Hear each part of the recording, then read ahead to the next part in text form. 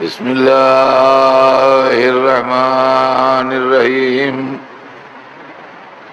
الحمد للہ رب العالمین والصلاة والسلام علی سیدنا وشفیعنا بالقاسم محمد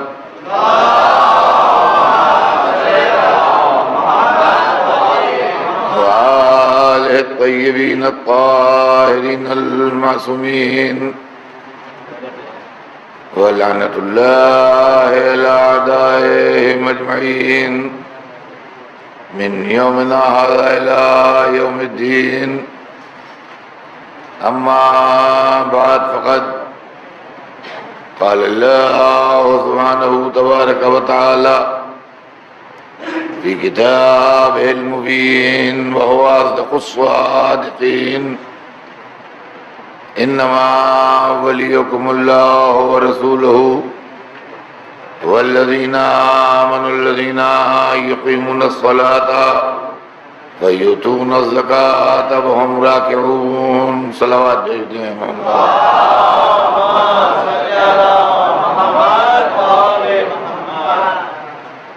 ارشاد اقدس جناب رب العزت ہے کہ یقیناً تمہارا ولی اللہ ہے اور اس کا رسول ہے، اور وہ صاحبان ایمان ہیں جو نماز کو قائم کرتے ہیں اور زکوٰۃ کو ادا کرتے ہیں اور حالت رکوع میں زکوٰۃ دیتے ہیں۔ عزیزان گرامی، میں نے یہ آیہ مبارکہ اس لیے شروع کی، کل میں نے اعلان کیا کہ میں آپ کی خدمت میں فلسفہ ولایت پیش کروں کہ ہمارے مذہب میں جو ولایت ہے، ولایت علی خاص طور سے جس کا تذکرہ ہوتا ہے، یہ کیا چیز ہے، اور ہمارے یہاں ہے تو بقیہ اسلام میں کیوں نہیں ہے، جبکہ توحید کے سب قائل ہیں، نبوت کے سب قائل ہیں، خلافت کا ذکر ہر طرف ہے، تو ولایت کا جو چرچا ہمارے پاس ہے، یہ چرچا آپ دوسرے مسلمانوں میں نہیں سنیں۔ یہ ولایت کیا چیز ہے، اور پھر اس ولایت کے سلسلے میں بھی ایک ہی نام آتا ہے، مولا علی، کئی نام نہیں آتے، ایک ہی نام آتا ہے، تاجدار ولایت، شہنشاہ ولایت، ولایت مآب، جو بھی کہیے اس سے مراد علی ہوتے ہیں، تو ایک ہی نام آتا ہے علی۔ تو یہ کون سا تاج ہے جو علی کے سر پر ہے؟ یہ کون سی چیز ہے کہ جو ہمارے خاص فرقے میں، اثنا عشری فرقے میں، جس کا تذکرہ ہے اور دوسرے لوگوں میں نہیں؟ اور اس کی فلسفی کیا ہے؟ اس لیے کہ اللہ کے یہاں دیکھیے 5 عہدے ہیں، الہی عہدوں میں 5 عہدے ہیں، بہت بڑے بڑے عہدے، اور بہت چوٹی پر کے عہدے جو ہیں وہ 5 ہیں۔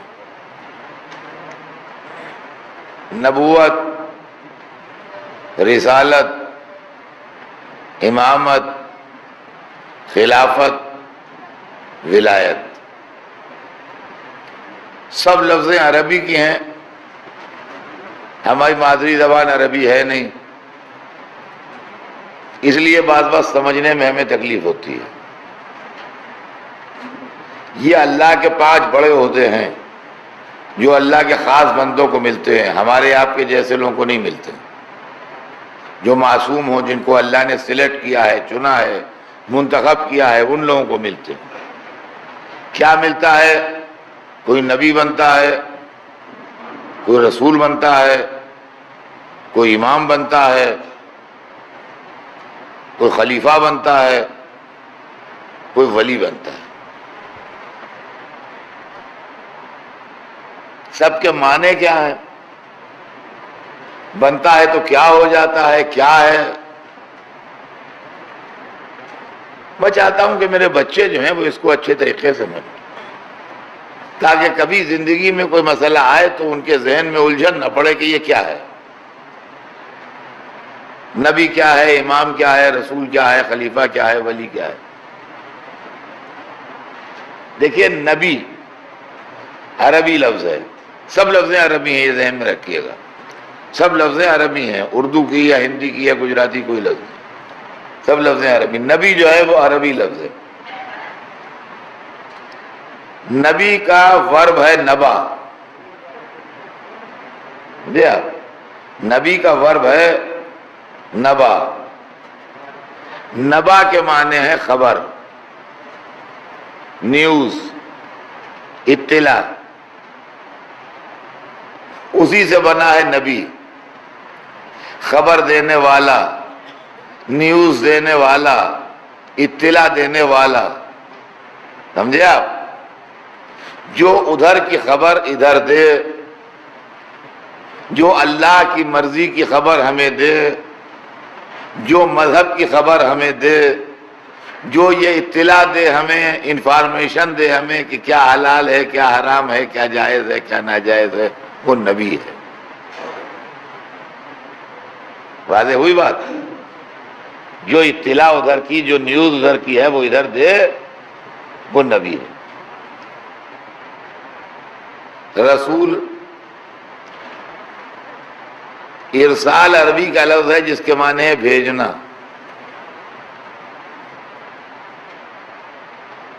ارسال کرنا، اردو میں بھی بولتے ہیں کبھی کبھی، ہم نے خط ارسال کیا، فلاں ہوا۔ ارسال معنی عربی میں بھیجنا، رسول معنی بھیجا ہوا، جس کو کوئی بھیجے وہ رسول ہے۔ آپ اگر اپنا آدمی کسی آدمی کے پاس کسی کام سے بھیجیے تو جو صاحب آپ کا میسج لے کے جائیں گے وہ رسول ہیں آپ کے، یہ کہ آپ نے ان کو بھیجا ہے۔ رسول جو ادھر سے دین لے کے اللہ کی طرف سے بھیجا ہوا آئے، یہاں اللہ کا میسج لیے ہوئے آئے، اللہ کا پیغام لیے ہوئے آئے، اللہ کی طرف کا بھیجا ہوا انسانوں کی طرف آئے، وہ رسول ہے۔ کلیئر ہوئی بات؟ اب آئیے، امام، امام کے معنی ہے رہنما، آگے چلنے والا، لیڈر،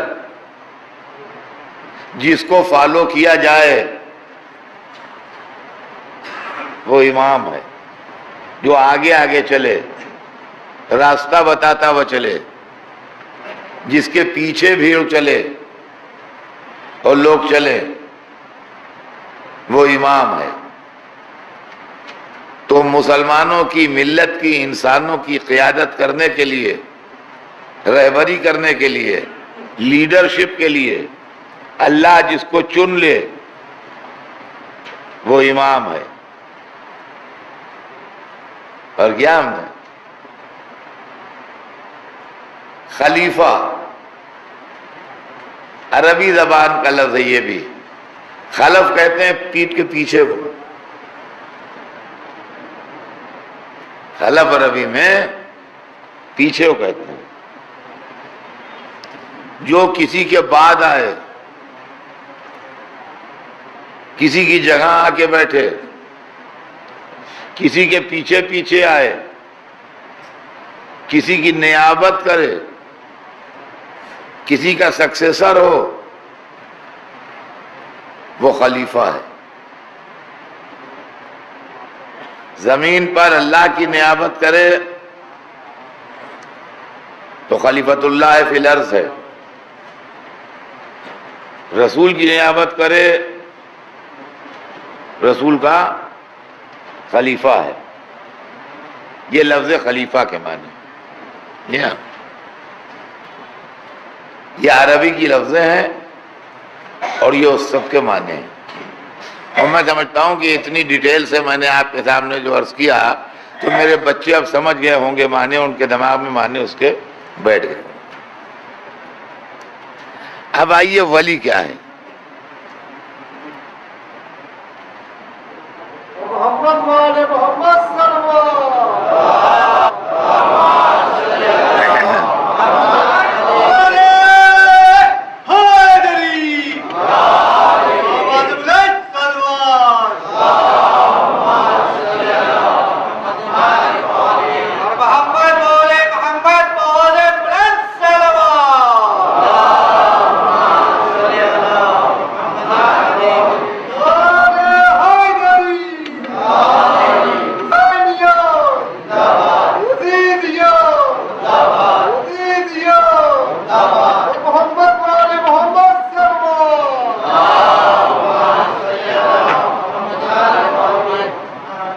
یہ چار لفظوں کی وضاحت تو ہو گئی، رسالت، نبوت، امامت، خلافت. ولایت کیا ہے؟ ولی کون ہے؟ اور ولی کا کام کیا ہے؟ اگر آپ کہیے دین پہنچانا ولی کا کام ہے تو وہ رسول کا کام ہے،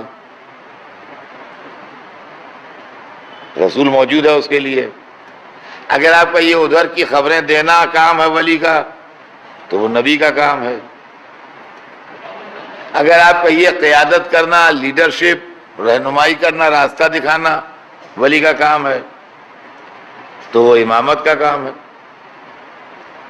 اگر آپ کہیے کسی جگہ بیٹھ کے اس کے بدلے انتظام سنبھالنا یہ کام ہے ولی کا، رسول کی جگہ بیٹھ کے انتظام سنبھالے وہ، تو یہ کام خلیفہ کا ہے. سب کی ڈیوٹیاں الاٹڈ ہے قرآن میں، حدیث میں، سب میں. ولی کا کیا کام ہے؟ اب سنیے، اس کو غور سے سنیے گا. فلسفہ ولایت یہ کہیں اور نہیں ہے، ہمارے یہاں ہے. اور کیوں ہے یہ میں آگے مجلسوں میں پڑھوں گا، تاکہ جو لوگ مذہب کو مانتے ہیں وہ یہ سوچ کے نہ مانے کہ ہمارے باپ دادا مان رہے ہیں، چونکہ ہم اس خاندان میں پیدا ہوئے، دادا بھی ہمارے ایسے ہی تھے، باپ بھی ہمارے ایسے ہی تھے، ہم بھی ویسے ہی ہے، گھر وہی ہے، شادی اسی خاندان میں ہوئی، بیٹی بیٹے اسی خاندان میں بیاہے گئے، سب وہ ایک ہی لوگ ہیں لہذا ہم بھی وہی. نہیں، ایسا نہیں ہے. اس کے پیچھے کوئی ٹھوس فلاسفی ہے، کچھ علمی باتیں ہیں، وہ معقول ریزننگ ہے اس کے پیچھے جب ہم مانتے ہیں. اب سنیے ولایت کیا ہے. مذہب جو ہے وہ ایک قانون ہے. مذہب جو ہے وہ ایک قانون ہے، یہ سمجھ لیجیے. اگر ہم بنائیں تو قانون کہلاتا ہے، اگر اللہ بنائے تو مذہب کہلاتا ہے. سمجھے آپ؟ اس کی وجہ ہے، اس کی وجہ یہ ہے میاں کہ قانون بھی یہ کہتا ہے یہ کرو یہ نہ کرو، یہ جائز ہے ناجائز ہے، یہ جرم ہے یہ ٹھیک ہے، یہ جرم کرو گے تو یہ سزا ہے کہ نہیں؟ یہ قانون میں مذہب بھی یہ کہتا ہے یہ کرو یہ نہ کرو، یہ گناہ ہے یہ ثواب ہے، یہ ٹھیک ہے یہ غلط ہے، یہ درست ہے یہ نادرست ہے، مذہب بھی بتاتا ہے. جس طریقے سے سزائیں ہیں قانون میں اسی طریقے سے سزائیں مذہب میں بھی ہیں. جس طریقے سے قانون بنے ہوئے ہیں، سول قانون جو ہیں دنیا میں، کرمنل لا بھی ہے سول لا بھی ہے، تو جس طریقے سے کرمنل لا قانون میں ہے ویسے مذہب میں بھی کرمنل لا ہے. چوری کرو گے تو یہ ہے، اور ڈاکہ مارو گے تو یہ ہے، اور فلاں کرو گے تو یہ سب قانون ہے. تو کرمنل لا ہے اور سول لا بھی ہے قانون میں، اور سول لا مذہب میں بھی ہے. یہ میراث کا مسئلہ ہے، یہ نکاح کا مسئلہ ہے، یہ طلاق کا مسئلہ ہے، یہ فلاں مسئلہ ہے، یہ فلاں مسئلہ ہے، سینکڑوں مسئلے ہیں. یہ تجارت کا مسئلہ ہے، یہ بینکنگ کا مسئلہ ہے، یہ کاروبار کا مسئلہ ہے، یہ طہارت کا مسئلہ ہے، یہ روزہ نماز کا مسئلہ ہے، سب قانون ہے. تو سول لا بھی ہے ہمارے پاس اور کرمنل لا بھی ہے مذہب میں، دونوں طرح کے قانون ہیں، اور قانون کے پاس بھی سول لا بھی ہے اور کرمنل لا بھی ہے، ان کے پاس بھی ہے۔ فرق یہ ہے کہ مذہب تھوڑا قانون کے مقابلے میں فراغ دل زیادہ ہے، مذہب کے دل میں گنجائش قانون کے مقابلے میں تھوڑی زیادہ ہے۔ اب آپ کہیں گے اس کا کیا مطلب ہے؟ سنیے، کوئی آدمی اگر زندگی بھر کوئی جرم نہ کرے اور سبورسو لا اینڈ آرڈر اس کی کوئی ایکٹیویٹی نہ ہو، یہاں تک کہ وہ 90-95 برس کا ہو جائے اور اس کے بعد وہ 95 ایئرز اولڈ بڈھا ایک اپلیکیشن دیتا ہے گورنمنٹ میں کہ میں 95 ایئرز کا ہوں اور آج تک میں نے کوئی خلاف قانون کام نہیں کیا ہے، لہذا مجھے گورنمنٹ ایوارڈ دے، تو گورنمنٹ کے پاس کوئی قانون ایسے آدمی کو ایوارڈ دینے کا نہیں ہے۔ اس کو جواب یہ ملے گا کہ ایز اے گڈ سٹیزن آپ کا فرض تھا کہ آپ کچھ نہ کریں، آپ نے نہیں کیا، آپ کو کوئی سزا نہیں ہوئی، یہی آپ کا ایوارڈ ہے، الگ سے آپ کو ایوارڈ نہیں ملے گا۔ ہاں جرم کریں گے تو سزا ملے گی، لیکن جرم نہیں کریں گے تو جرم نہ کرنے کا انعام نہیں ملے گا۔ لیکن مذہب فراغ دل ہے، اگر آپ غلطی کیجیے گا تو سزا دے گا اور اگر غلطی نہ کیجیے گا تو جزا بھی دے گا۔ اگر غلطی کرنے والوں کے لیے جہنم کی خبر ہے تو غلطی نہ کرنے والوں کے لیے جنت کا وعدہ بھی ہے۔ قانون کے پاس جہنم تو ہے، جنت نہیں ہے، فرمایا ہم نے جنت نہیں ہے کہ اگر غلطی تو بہرحال مذہب جو ہے وہ قانون ہے۔ دیکھیے اس کو غور سے سنیے گا، مذہب ایک قانون ہے اور قانون کو ایگزیکیوٹ کرنا، قانون پر عمل درآمد کرنا ہر آدمی کا اختیار نہیں۔ سمجھ لیجئے اس بات کو، قانون موجود ہوتے ہیں لیکن قانون ہر آدمی بنا نہیں سکتا ہے، قانون بنتے بھی ایک قانون کے تحت ہیں اور قانون ایگزیکیوٹ بھی ایک قانون کے تحت ہوتا ہے۔ اب اس کو تھوڑا سا دماغ لگائیے تو بات سمجھ میں آئے گی۔ اتنا بڑا مجمع یہاں بیٹھا ہوا ہے، یہ آدمی اگر چاہے کوئی قانون بنا لے تو نہیں بن پائے گا، اس لیے کہ آپ کو قانون بنانے کا حق نہیں ہے، آپ کو ووٹ دینے کا حق ہے، قانون بنانے کا حق نہیں ہے۔ لیکن مہاراشٹرا کے ووٹ لے کے جو لوگ اسمبلی میں جاتے ہیں وہ بنائیں تو قانون ہوتا ہے۔ مہاراشٹرا سے ووٹ لے کے جو لوگ پارلیمنٹ میں جاتے ہیں وہ قانون بنائیں تو وہ قانون ہے۔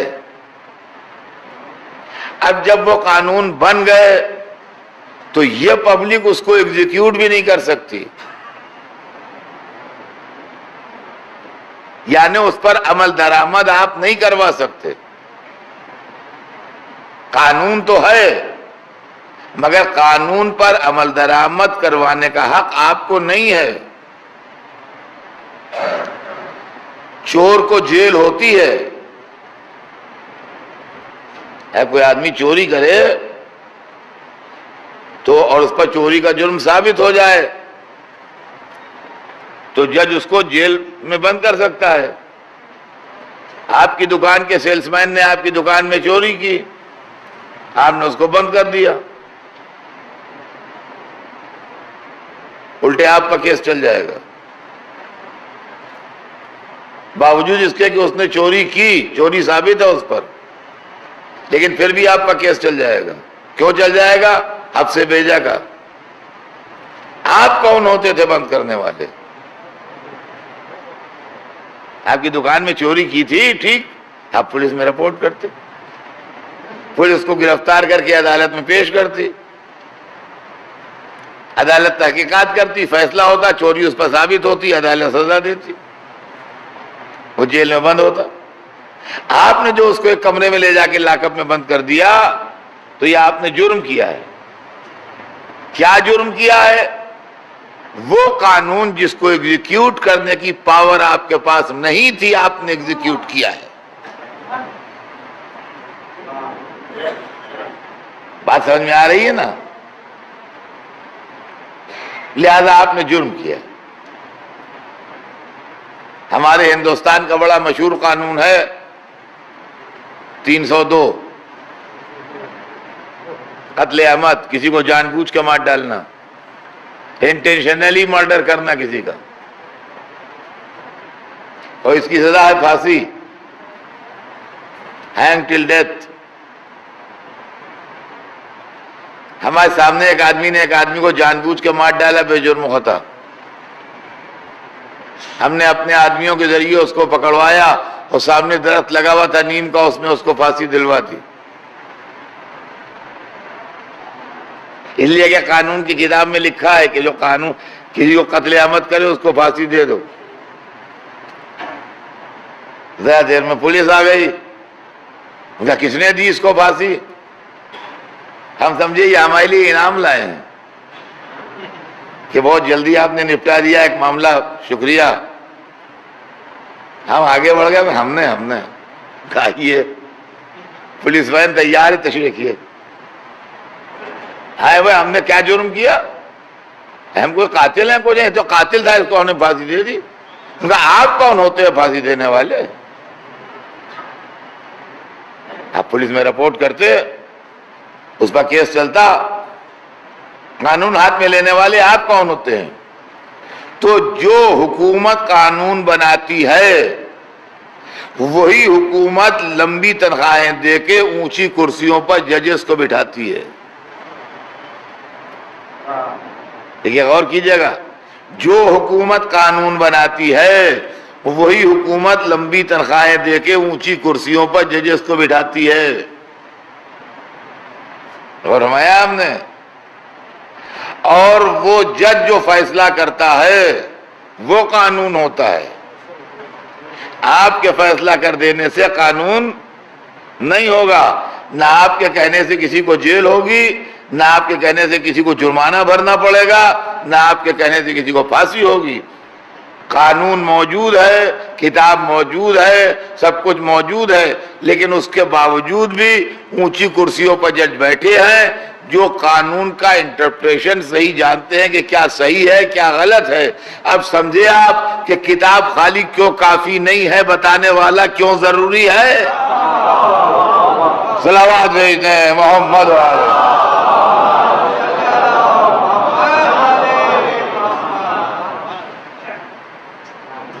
قانون کی کتابیں تو بمبئی میں بھری پڑی ہوئی ہیں،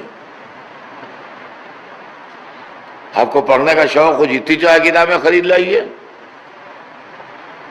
بڑی بڑی دکانیں ہیں، ایک سے ایک ساری دنیا کے قانون ملیں گے،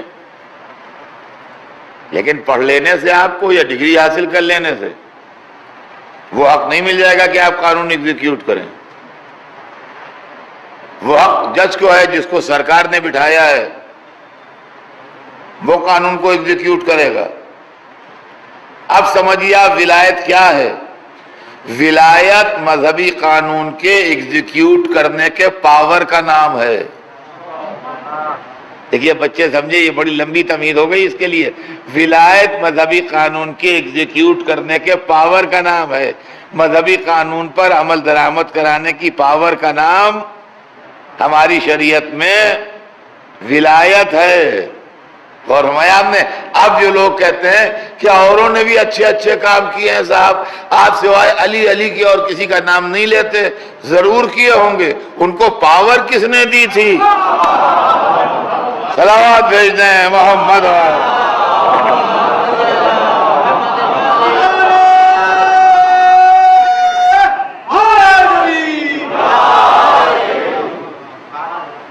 یہ قانون ایگزیکیوٹ کرنے کی پاور کس نے دی تھی؟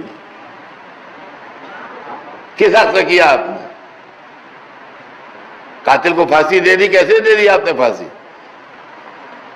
دکان میں نوکر نے چوری کی، کیسے بند کر دیا آپ نے؟ سمجھے آپ؟ یہ ہے مسئلہ۔ تو قانون کو ایگزیکیوٹ کرنے کے پاور کا نام ہے ولایت۔ ولایت۔ قانون 3 منزلوں سے گزرتا ہے جب انصاف کا تقاضا پورا ہوتا ہے۔ سنیے گا، پہلی منزل ہے قانون کا بننا، قانون سازی، لیجسلیشن، قانون بنایا جائے۔ قانون بنایا جائے یہ دیکھ کے کہ ان لوگوں میں طاقت کتنی ہے، ان کی امنگیں کیا ہیں، ان کے حوصلے کیا ہیں، ان کی حیثیت کیا ہے، یہ تمام چیزیں پیش نظر رکھتے قانون بنے۔ دوسرا مرحلہ ہے قانون کا ان لوگوں تک پہنچنا جن کے لیے بنا ہے۔ دوسرا اسٹیج جو قانون کا ہے وہ یہ ہے کہ ان تک پہنچایا جائے جن کے لیے بنایا گیا ہے۔ جب بنتا ہے تو لکھا جاتا ہے، بنتا ہے ایک وقت،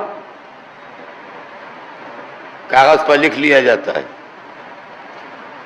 کاغذ رہتا ہے مدتوں۔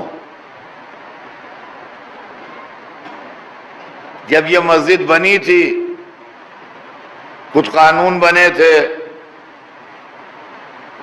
کچھ وقف ڈیڈ بنی ہوگی اس کی، اب اس کو 100 برس سے زیادہ ہو گئے، ان بنانے والوں میں شاید اب کوئی زندہ نہ ہو، لیکن بار بار اس کو ریفر کیا جاتا ہے۔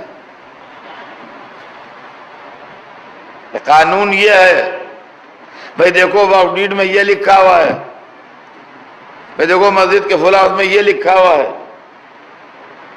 تو لکھا ہوا بات تک رہ جاتا ہے، وہ لوگ نہیں رہتے جنہوں نے بنایا ہے۔ تو اب جو موجودہ ہیں وہ اس کا انٹرپریٹیشن کرتے ہیں، یہ جو لکھا ہے اس کا مطلب یہ ہے۔ حالات کے لحاظ سے انٹرپریٹیشن بدلتے ہیں، سمجھے آپ؟ اسی لیے اس کے بڑے بڑے چکر ہیں۔ کتنے ہم نے ان چیزوں کو دیکھا ہے، آپ نے بھی دیکھا ہوگا۔ 150 برس پرانی مسجد ہے مثلاً، یہ امام باڑہ ہے، ان کا اس کے اندر یہ ہوگا وہ ہوگا، اور 2 روپے مہینہ تنخواہ مؤذن کو دی جائے گی۔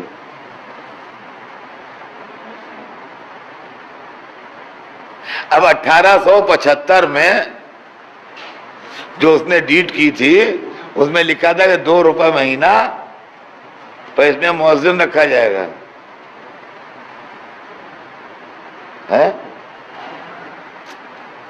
آج 2010 میں 2 روپے دے کے ایک پان تو آپ کھا نہیں سکتے پان والے کی دکان سے۔ 2 روپے میں کسی کا سال مہینہ پر گھر کیا چلے گا جو آپ کی مسجد میں اذان دے گا؟ ہمیں مرغا بھی نہ ملے گا 2 روپے کا جو اذان دے۔ تو اب اس میں انٹرپریشن ہوتا ہے کہ منشاء واقف 2 روپے دینا نہیں تھے، منشاء واقف یہ تھا کہ ایک غریب آدمی کی جتنے میں بسر ہو جائے اتنے پیسے اس کو دو۔ لہذا اب لکھا تو واقف نے 2 روپے تھے، لیکن اب اگر 2 روپے سے بڑھا کے پیسے دیجئے تو وہ خلاف منشاء واقف نہیں ہے، اس لیے کہ منشاء واقف 2 روپے نہیں تھے، اتنے پیسے ملیں کہ مؤذن کی گزر بسر ہو جائے۔ اس زمانے میں 2 روپے میں ہو جاتی تھی، اب نہیں ہوتی۔ خیر تمہارے یہ فقہی مسئلے ہیں، میں اس میں نہیں پہنچتا، سب بھول بھال بھی کیا میں. خیر تو مختصر کہنے کا مطلب یہ ہے کہ تیسرا مرحلہ ہے جب قانون لکھ لیا جائے تو اس کا انٹرپریٹیشن. جب یہ تینوں مرحلے ایمانداری اور صداقت سے طے ہو جائیں تب انصاف کا تقاضا پورا ہوتا ہے. اور جب دنیا میں انصاف کا تقاضا پورا ہوتا ہے تو انسان مطمئن ہوتا ہے، سیٹسفائیڈ ہوتا ہے. اور جہاں دنیا میں ناانصافی پیدا ہو جائے وہاں بے چینی پیدا ہوتی ہے. بے چینی، ریسٹلیسنس نتیجہ ہے ناانصافی کا، انجسٹس کا. اور جہاں جہاں جسٹس ہوگی، جہاں جہاں انصاف ہوگا وہاں وہاں بے چینی بہت کم ہوگی. دنیا میں آج جو بے چینی ہے وہ اس لیے ہے کہ لوگوں کو یہ محسوس ہو رہا ہے کہ ان کے ساتھ انصاف نہیں ہوا. انصاف نہیں ہوا. یہ جو دنیا میں آج دہشت گردی کی وبا پھیلی ہے، یہ جو سوسائڈ بامبرز پیدا ہو رہے ہیں، یہ جو ہنگامہ ہو رہا ہے دنیا میں، آپ اس کے پیچھے دیکھیے کیا فلسفہ ہے جو کام کر رہا ہے. آپ ذرا اس کو غور کیجئے گا. میں مثال دے رہا ہوں، اس سے مراد میری کوئی آدمی نہیں ہے، لیکن میری مثالیں مل جاتی ہیں زندگی میں. لوگ کہتے ہیں ہم پر چوٹ کر دی مجلس میں. واللہ میرا مجلس میں کسی پر چوٹ کرنے کی نیت نہیں ہوتی، کوئی وہ نہیں ہوتا کہ میں کسی پہ وہ کروں. لیکن مثال چونکہ میں زندگی سے قریب سے دیکھتا ہوں، جو دیکھتا ہوں وہی مثال دیتا ہوں، وہ اصلیت میں کبھی مل جاتی ہے. اب مثال ہے، واقعہ نہیں ہے یہ، کہ یہاں صاحب امام باڑے میں دیگ بھر کے روز قورمہ آتا ہے اور لوگوں کو بٹتا ہے، لوگوں کو بٹتا ہے. اور جو بانٹنے والے ہیں وہ اپنے اپنے لوگوں کو تو زیادہ دیتے ہیں، اور جو دوسرے آتے ہیں کسی کی ہڈی نکلی، کسی کی بوٹی نہ دارت ہے، کسی کو خالی شوروا دے کے ڈال دیا، تو صاحب وہ پروٹیسٹ کرتے ہیں، احتجاج کرتے ہیں، صاحب ہمیں نہیں ملتا ٹھیک سے، بے ایمانی ہو رہی ہے اس میں. دیکھیے اوپر ہی اوپر وہاں پتیلیاں بھر بھر کے چلا گیا، ہم کو اتنا سے نہیں ملا. تھوڑے دنوں تو انہوں نے پروٹیسٹ کیا. اب جب دیکھا وہ سنتے ہی نہیں ہیں تو ایک دن انہوں نے طے کر لیا کہ ٹھیک ہے آج ہم علاج کریں گے ان کو. جیسے ہی دیکھ آئی، 3-4 آدمی جن کو نہیں ملتا تھا انہوں نے پوری دیگ الٹ دی.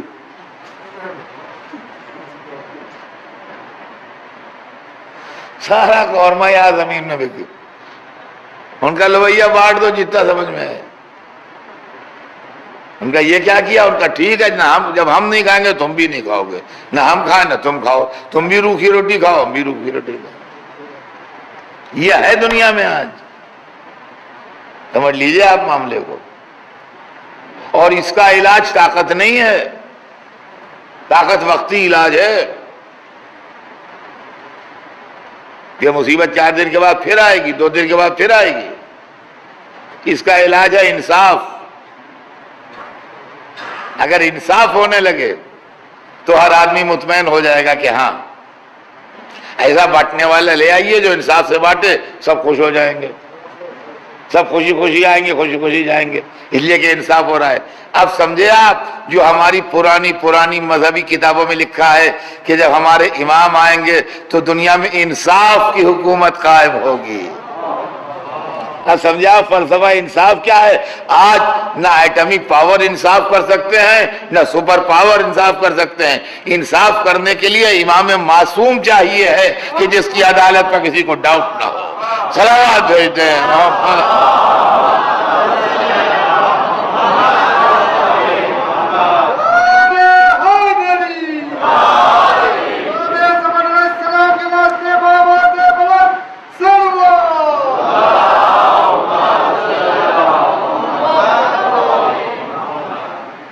تو عزیزان گرامی، یہ انصاف کی منزل.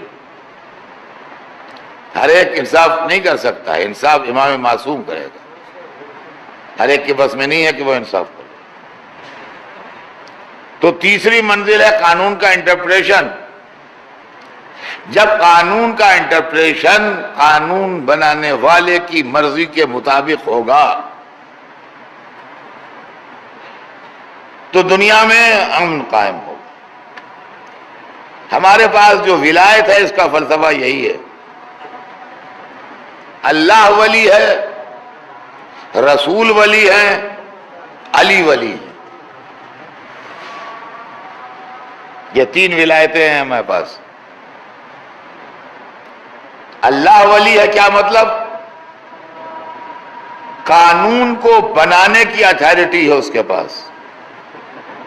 اسلام میں قانون بنانا ہر ایک کے اختیار میں نہیں ہے، نہ کوئی رسول قانون بنا سکتا ہے، نہ کوئی امام قانون بنا سکتا ہے، نہ کوئی مولوی قانون بنا سکتا ہے، نہ پبلک قانون بنا سکتی۔ قانون صرف اللہ بناتا ہے اسلام میں، اور جتنے قانون ہیں اسلام میں سب اللہ کے بنائے ہوئے ہیں، رسول کے بتائے ہوئے ہیں، بنائے ہوئے نہیں ہیں۔ شراب حرام ہے، نماز واجب ہے، تو نہ رسول نے نماز واجب کی ہے نہ شراب حرام کی ہے۔ شراب حرام بھی کی ہے اللہ نے اور نماز واجب بھی کی ہے اللہ نے۔ ہاں بتایا رسول نے ہے کہ نماز واجب ہے، شراب حرام ہے۔ تو قانون بنانے کا حق اسلام میں صرف اللہ کو ہے، اللہ کے علاوہ کوئی دوسرا قانون نہیں بنا سکتا۔ اب دوسرا اسٹیج ہے قانون کا ادھر سے ادھر لانا، ایز اٹ از، بغیر تبدیل کیے ہوئے، وداؤٹ ایڈیشن اینڈ الٹریشن، بغیر ایک نقطہ ادھر سے ادھر ہوئے اور بغیر ایک زبر زیر پیش ادھر سے ادھر ہوئے، جیسا بنا ہے ایز اٹ از ویسے ہی یہاں آ جائے، یہ کام رسول کا ہے، جو ادھر کے بنے ہوئے قانون کو ہم تک پہنچاتا ہے، اور جو اللہ نے فرمایا ہے، جو اللہ نے قانون بنایا ہے، جو اللہ کا حکم ہے، جو اللہ کی مرضی ہے، ایز اٹ از بغیر تبدیل کیے ہوئے وہ ہم کو لا کے دیتا ہے۔ یہ دوسرا مرحلہ ہے، ٹھیک ہے، غور کیجیے گا، یہ سیکنڈ اسٹیج ہے۔ اس کے بعد قانون کا انٹرپریٹیشن ہے کہ اب قرآن آ گیا، حدیث رسول آ گئی، رسول نے اپنا کردار پیش کر دیا، اپنے ارشادات اپنی امت کو سنا دیے، اللہ کی کتاب قرآن پاک امت تک پہنچا دیا۔ اب رسول قیامت تک زندہ نہیں رہیں گے،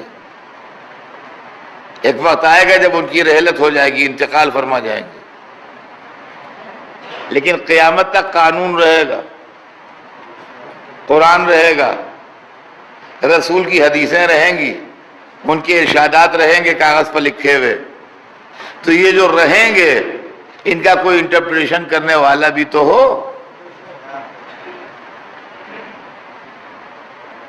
اگر یہ سب کرنے بیٹھ جائیں تو جس کی جتنی عقل ہو، جتنی جس کی سمجھ ہو، جتنا جس کا علم ہو، جتنی جس کے ذہن کی پرواز ہو، ہر ایک اپنے مطلب سے کرے گا، نتیجہ ہوگا کہ دین نام کو ایک ہوگا، سینکڑوں انٹرپریٹیشن ہو جائیں گے اس کے، تو دین ٹکڑوں میں بٹ کے کھو جائے گا۔ لہذا ایک اللہ ہی کی طرف سے ایسا ہونا چاہیے جو رسول کے بعد دین کا انٹرپریٹیشن کرے اور دین کو بتائے تاکہ مذہب ایک رہے اور ٹکڑوں میں بٹنے نہ پائے۔ اسی لیے رسول سے کہا تھا کہ اگر یہ نہ پہنچایا تو کچھ نہ پہنچایا۔ صلوات بھیجتے ہیں محمد۔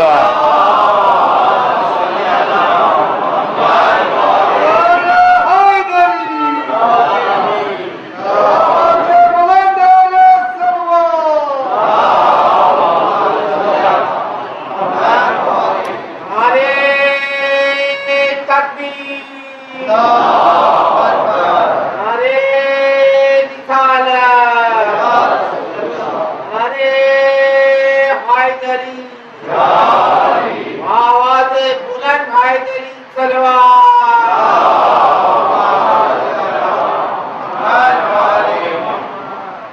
اب آئیے یہیں پر رک کے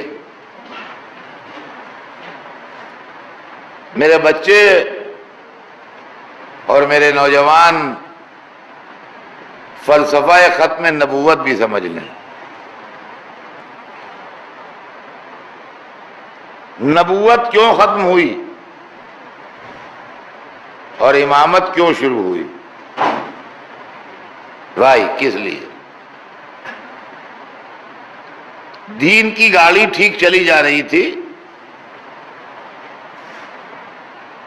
1,24,000 پیغمبر آ چکے تھے، اللہ کا میسج پہنچا رہے تھے، سب پیغمبر پاک، سب پیغمبر نورانی، سب پیغمبر معصوم، سب پیغمبر اللہ کے چنے ہوئے سلیکٹڈ، اور بالکل قاعدے سے ٹھیک ٹھیک اللہ کے دین کی وہ خدمت کر رہے تھے. پھر معبود یہ ایک یہ پٹری کیوں بدلی گئی؟ گاڑی ایک ٹریک پہ چل رہی تھی، نبوت کے ٹریک پہ چل رہی تھی، تو نبوت کے ٹریک سے گاڑی امامت کے ٹریک پہ کیوں لے گئی؟ جبکہ نبوت اپنا فنکشن پورا کر رہی تھی، نبوت اپنا کام صحیح کر رہی تھی، کسی نبی نے کوئی معاذ اللہ غداری نہیں کی تھی، گڑبڑ نہیں کی تھی، بےمانی نہیں کی تھی، سب تیرے چنے ہوئے تھے، تیرے منتخب کردہ تھے، تیرے بھیجے ہوئے تھے، تیری مرضی کے مطابق کام کر رہے تھے. پھر ایک مدت کے بعد یہ ٹریک کیوں بدل دیا گیا کہ اب نبوت نہیں، اب امامت آئے گی، نبوت ختم کر دی ہم نے؟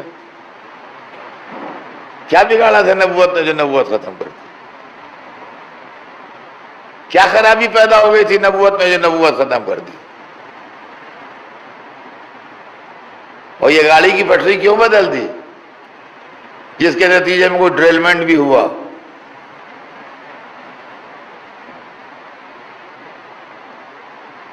اب آپ سمجھیے اس کو.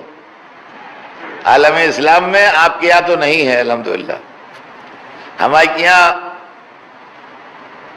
یہ فلسفہ، یہ پرابلم نہیں ہے، ختم نبوت والی پرابلم ہمارے یہاں نہیں ہے. لیکن بقیہ عالم اسلام میں ختم نبوت کی پرابلم بہت ہے. قادیانیت، بہائیت، یہ وہ ایک آفت ہے. اور ختم نبوت کی پرابلم کیوں ہے آپ جانتے ہیں؟ ختم نبوت کی فلسفی سمجھنے کے لیے غدیر سمجھنا ضروری ہے. جو آدمی غدیر سمجھ لے گا وہ ختم نبوت سمجھ جائے گا، اور جس آدمی کی سمجھ میں غدیر نہیں آئے گی وہ قیامت تک کبھی ختم نبوت نہیں سمجھے گا. نبی کا کام سمجھیے پہلے کیا ہے. نبی کا کام ہے ادھر سے دین لے کے ادھر پہنچانا. سمجھ لیجئے بات کو. نبی کا کام ہے ادھر سے دین لے کے ادھر پہنچانا. میں ابھی آپ کو سنا چکا ہوں ٹرانسلیشن کر کے. اگر قیامت تک دین بنتا رہے تو قیامت تک اس آدمی کی ضرورت رہے گی جو ادھر سے دین لے اور ادھر پہنچاتا رہے. لیکن اللہ کی مشیت میں 18ویں ذی الحجہ سن 10 ہجری کو یہ گزرا کہ دین مکمل کر دے. اب جب 18ویں ذی الحجہ سن 10 ہجری کو دین مکمل ہو گیا اور قرآن میں آیت آ گئی کہ الیوم اکملت لکم دینکم، آج ہم نے تمہارا دین کامل کر دیا، تو اب اس کی ضرورت نہیں رہی جو ادھر سے لے کے کچھ دے. اس لیے کہ جب ادھر کچھ بنے گا نہیں تو ادھر آئے گا کیا؟ سمجھیے بات کو. جب ادھر کچھ بنے گا نہیں تو ادھر کچھ آئے گا کیا؟ تو اب یہ کام ختم ہو گیا. جو کام ختم ہو جاتا ہے، یہ اصول سمجھ لیجئے، جو کام ختم ہو جاتا ہے وہ پوسٹ ابالش کر دی جاتی ہے.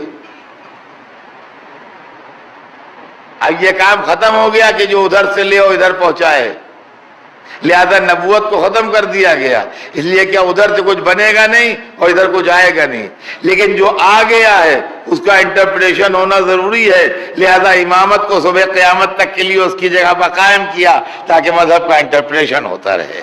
صلوات بھیجتے ہیں محمد۔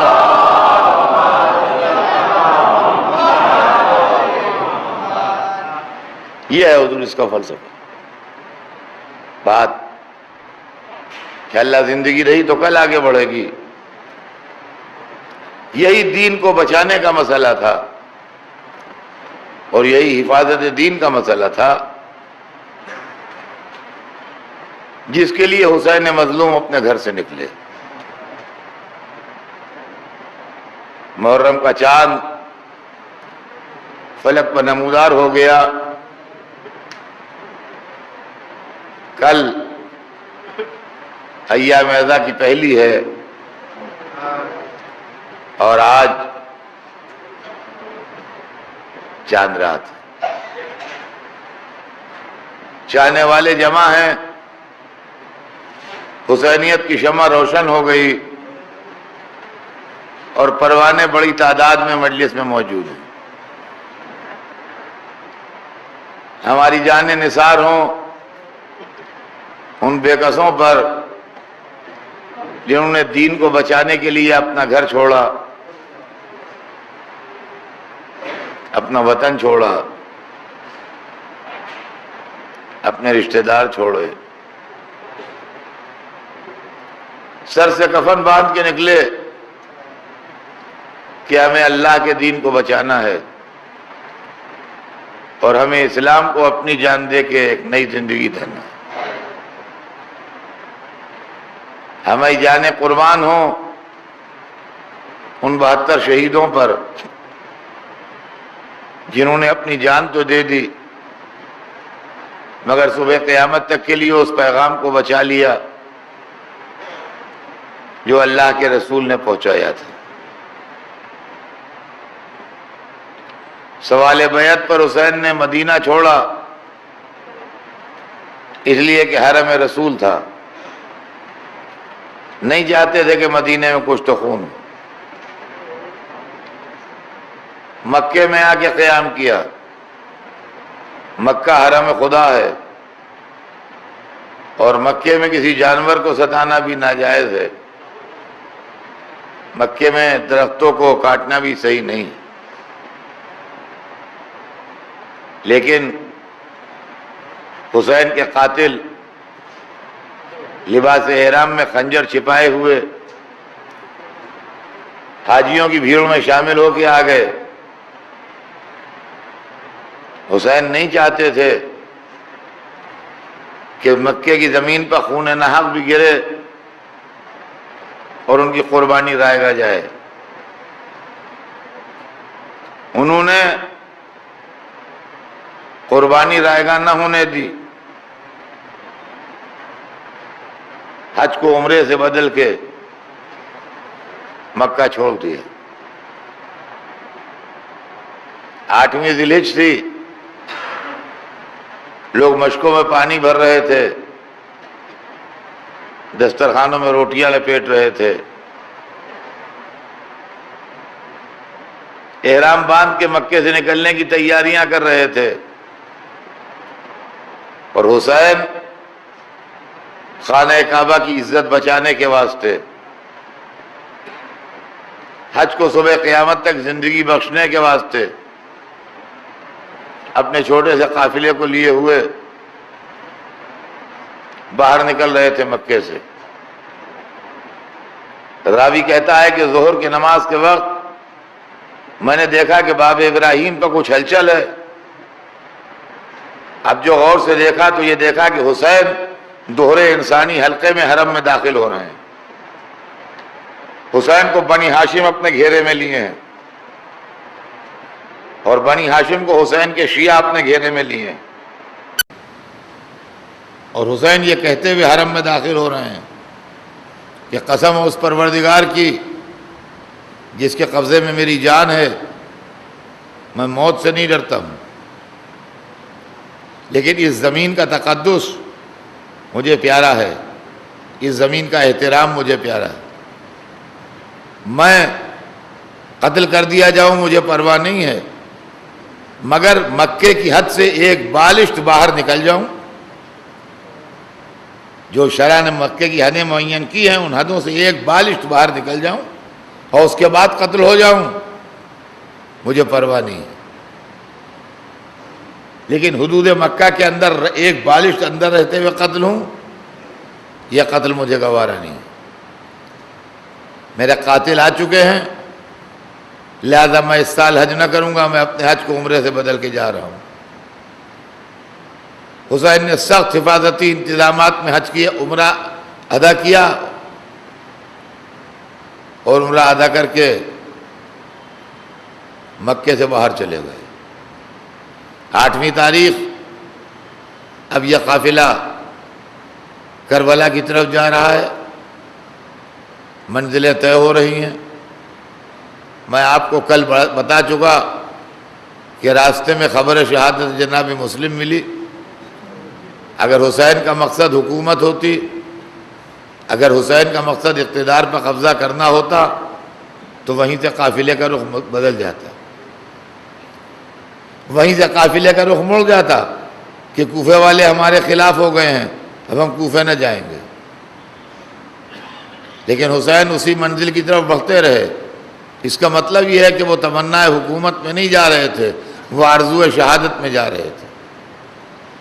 چلتے چلتے آخر میں ایک منزل وہ آئی جب ہر کا لشکر سامنے آیا، اور دنیا میں ایسا بھی شاید کبھی ہوا نہیں کہ پیاسا دشمن جب سامنے آیا تو ساقی کوثر کے بیٹے کا دریائے سخاوت جوش میں آ گیا۔ حکم دیا کہ پہلے ان کو پانی پلاؤ، یہ پیاسے ہیں، جو بات ہوگی ان سے بعد میں ہوگی، جو بات ہوگی ان سے بعد میں ہوگی، پہلے ان کو پانی پلاؤ۔ اے لیجیے، حسین کے ساتھی اٹھ کھڑے ہوئے، دشمن کے لشکر کو پانی پلانا شروع کیا، یہاں تک کہ ایک ایک آدمی سیراب ہو گیا، ایک ایک جانور سیراب ہو گیا، سب سیراب ہو گئے۔ تاریخ بتاتی ہے کہ ایک شخص جس کا نام تاریخ میں علی ابن طعان محاربی لکھا ہے، کہتا ہے بہت پیاسا تھا اور میرے ہوش حواس درست نہیں تھے پیاس کے مارے۔ امام کے کسی خادم نے مجھے مشق دی پانی کی، میں نے گھبرا کے کھولی تو اتنا گھبرایا ہوا تھا میں کہ سارا پانی گر گیا اور میں نہ پی سکا۔ دوسری مشق مجھے دی گئی، اس مشق کا پانی بھی میں نے ضائع کر دیا، نہ پی سکا۔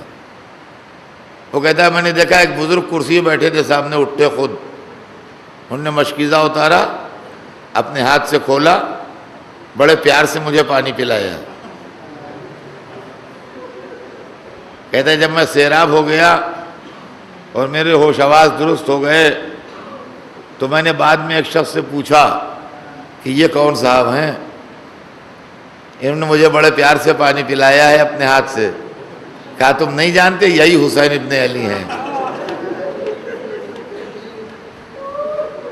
یہی حسین ابن علی ہیں۔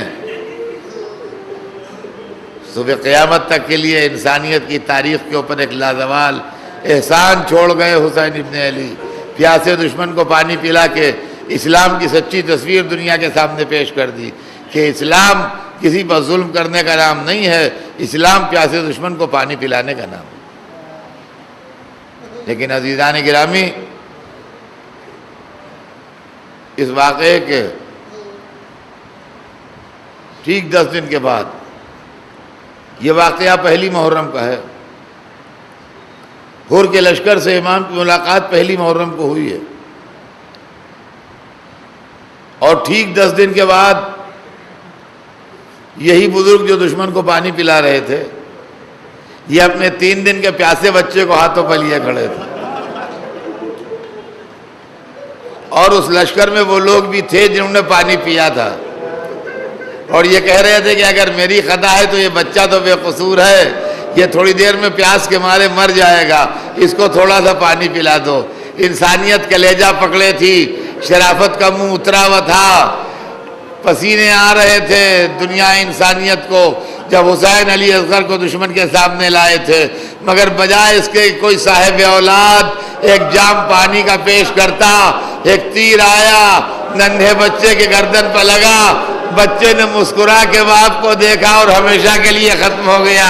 حسین نے گردن سے تیر نکالا، چلو میں خون لیا، اپنے چہرے پہ ملا، کہا قیامت کے دن اپنے نانا سے اسی شان سے ملاقات کروں۔